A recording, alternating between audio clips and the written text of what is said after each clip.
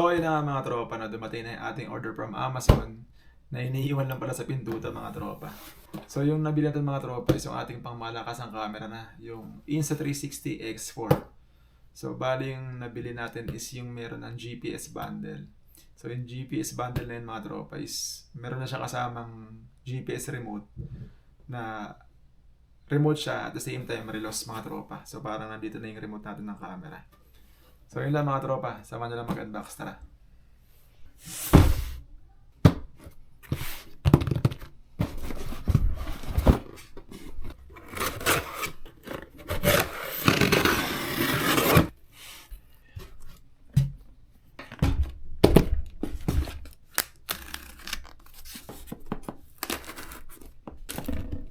Eto na siya mga tropa.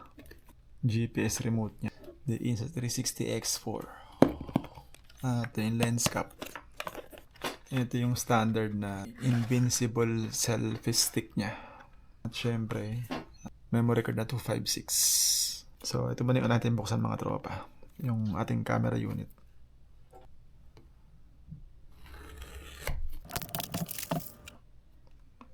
Yun mga tropa. Ang ating pangmalakasang camera.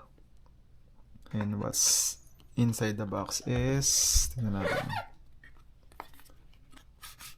Yun. Ito yung standard lens guard niya mga tropa. Para dito. Sticker. Safety guidelines. Kung ano-anong manual mga tropa. Tapos warranty card. Ito yung pouch niya mga tropa. Thermal grip. Yan. Wipes. Standard na Type-C. Type-C natin pang charge. At pang transfer ng mga data. So, balik muna natin. Ito yung sinasabi kong GPS preview remote. So, parang relos din talaga to. Diyan ka magko-control nung on and off nung camera. And then may mga details din naman to. Siguro gagawin ko na separate vlog to. Yung pinaka-purpose nung GPS remote kaya ako to binili.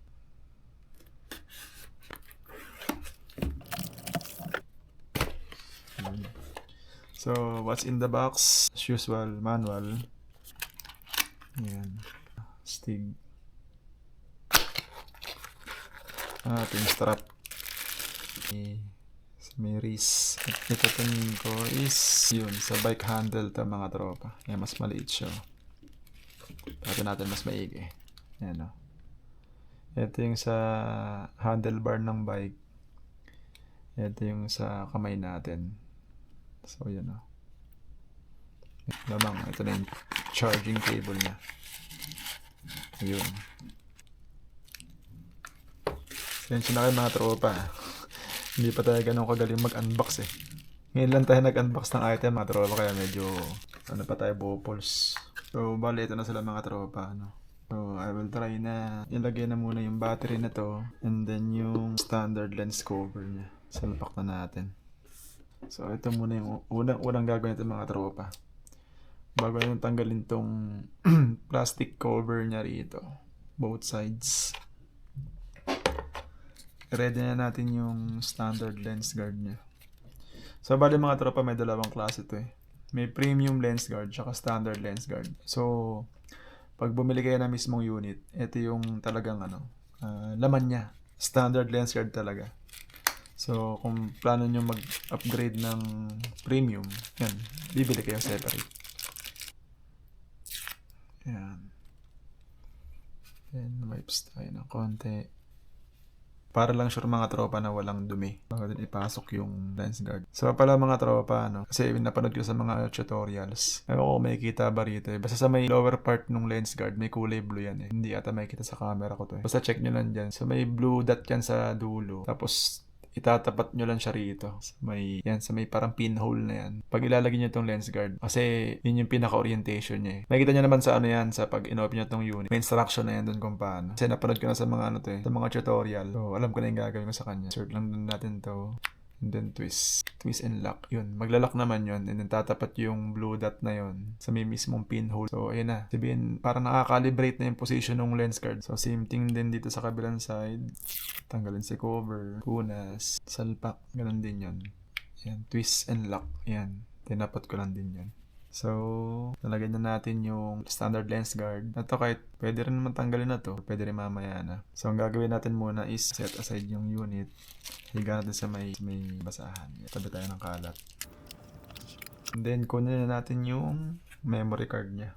Ito na siya mga tropa. So, bali ang nabili natin is yung 256 na. Para kita paano hindi na mabitin sa memory. So, yung memory card dyan mga tropa is nasa loob lang nito. Ng salpakan ng battery. So, para mabuksan nyo lang yan is yung dalawang lock na to. Both sides yan. Pop na yan ang kusa. Then, hila si battery. Andun yung slot. So, di naman kayo magkakamali dyan Pagka hindi naman tama yung pasok, huwag nyo lang puwersahin. So, slowly press in.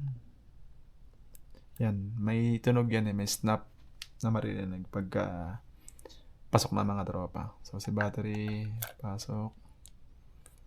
Same thing din dito. May snap din yan pagka talaga nakalock. And then yung orange part, yung parang ganito. Yan.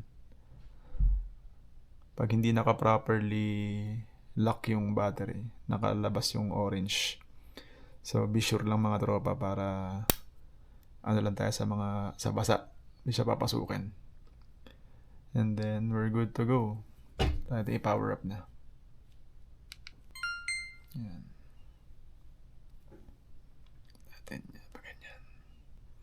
Yan. English next. So, kailangan nyo rin palang i-download yung Insta360 app. So, yun yung gagawin ko muna mga tropa. And then, babalikan ko kayo pag tapos na ako.